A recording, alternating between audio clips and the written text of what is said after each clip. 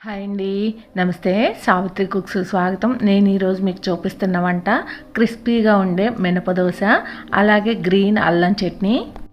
ఈ మధ్య మనం దోశలు క్రిస్పీగా రావాలి అంటే అందులో మెంతులు వేస్తున్నాం, అటుకులు వేస్తున్నాం, అలాగే పచ్చిశనగపప్పు వేస్తున్నాం.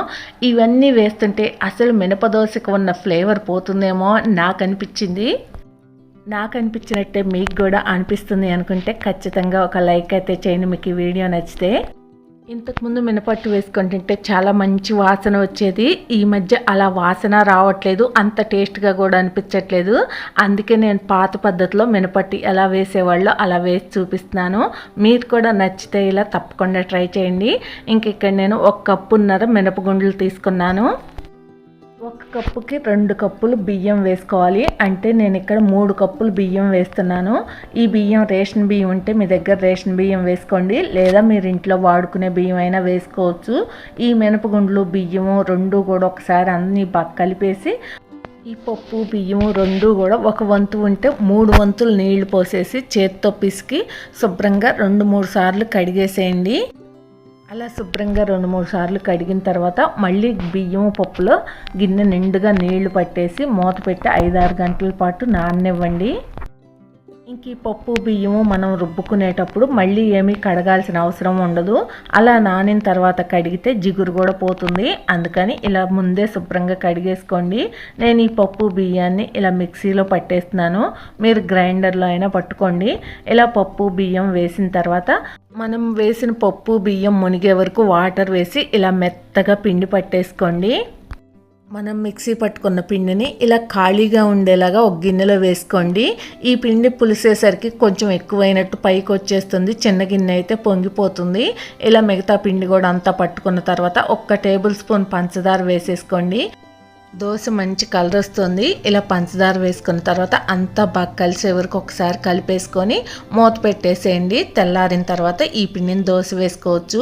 ఈ పిండి రోజుకొక తీరుగా వస్తుంది దోశ. మనకి వేసుకుంటున్న కొద్దీ ఎంత టేస్ట్గా ఉంటుందో చూడండి. ఇక్కడ పిండి ఎంత చక్కగా పులిసిందో.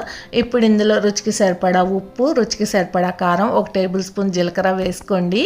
కొంతమంది కారం వేసుకోరు, మీకు ఇష్టం లేకపోతే వదిలేసేయండి. నేనైతే కొంచెం కారం వేస్తాను. ఇవన్నీ కూడా ఒకసారి బాగా కలిసే వరకు కలిపేసుకొని సరిపడా వాటర్ వేసుకొని పలచగా ఉండేలాగా పిండి కలుపుకోండి.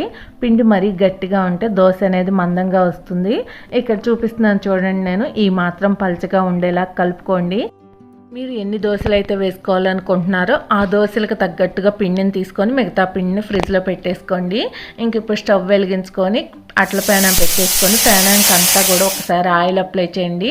తర్వాత పేనం వేడెక్కిన తర్వాత ఇలా కొంచెం వాటర్ చల్లేసి క్లాత్తో ఇలా శుభ్రంగా నీట్గా తుడిచేసిన తర్వాత గెరెట్తో పిండి వేసి మీరు వీలైనంత పల్చగా ఇలా గెరెట్తో తిప్పేసుకోండి.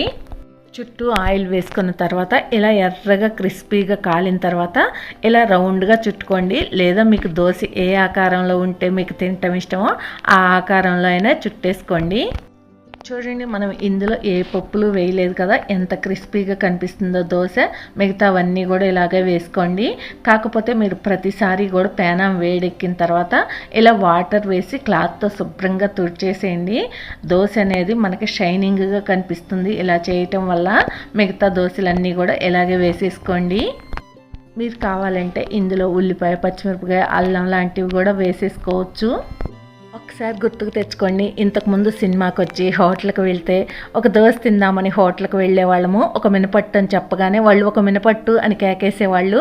ఆ దోశ వేస్తుంటేనే ఎంత మంచి స్మెల్ వచ్చేదో, వేస్తుంటేనే తినేయాలనిపించేది.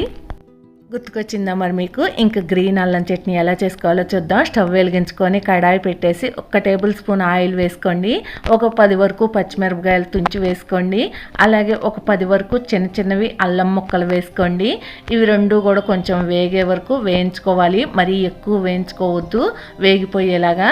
ఒక చిన్న నిమ్మకాయ సైజ్ అంత చింతపండుని వాటర్లో వేసి ఒక 100 ml ఒక 2-3 నిమిషాల పాటు ఉడకనివ్వండి. ఇవన్నీ కూడా చల్లారిపోయిన తర్వాత మిక్సీ జార్లో అల్లం, పచ్చిమిర్చి, అలాగే 2 టేబుల్ స్పూన్లు బెల్లము, మనం ఉడికించి ఉంచుకొని ఆరిపోయిన తర్వాత చింతపండు, రుచికి సరిపడా ఉప్పు వేసుకొని మెత్తగా మిక్సీ పట్టేసుకోండి.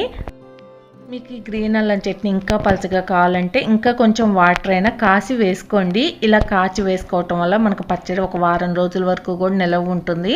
ఇంక ఈ పచ్చడి ఇలా మెత్తగా పట్టుకున్న తర్వాత తిరగమాత వేసేసుకుందాం. స్టవ్ వెలిగించుకొని కడాయి పెట్టేసి 1 టేబుల్ స్పూన్ ఆయిల్ వేసుకొని 1 టేబుల్ స్పూన్ ఆవాలు, 1 టేబుల్ స్పూన్ జీలకర్ర, 1 రెమ్మ కరివేపాకు, 2 ఎండుమిరపకాయలు తుంచి వేసుకోండి. లాస్ట్లో కొంచెం ఇంగ వేసుకొని ఇంక ఈ పచ్చడి అంతా కూడా వేసి కలిపేసుకోండి. ఈ మాత్రం పల్చగా ఉండేలాగా చూసుకోండి.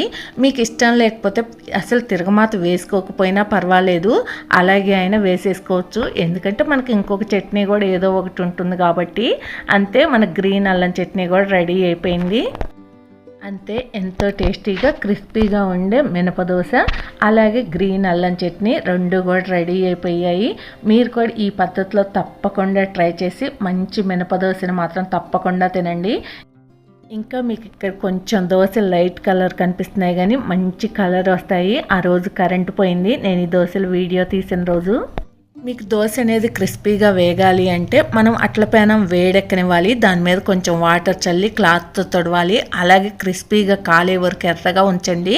మీకు ఈ వీడియో నచ్చితే ప్లీజ్ లైక్ చేయండి, షేర్ చేయండి, సబ్స్క్రైబ్ చేయండి. Thank you for watching. Bye bye.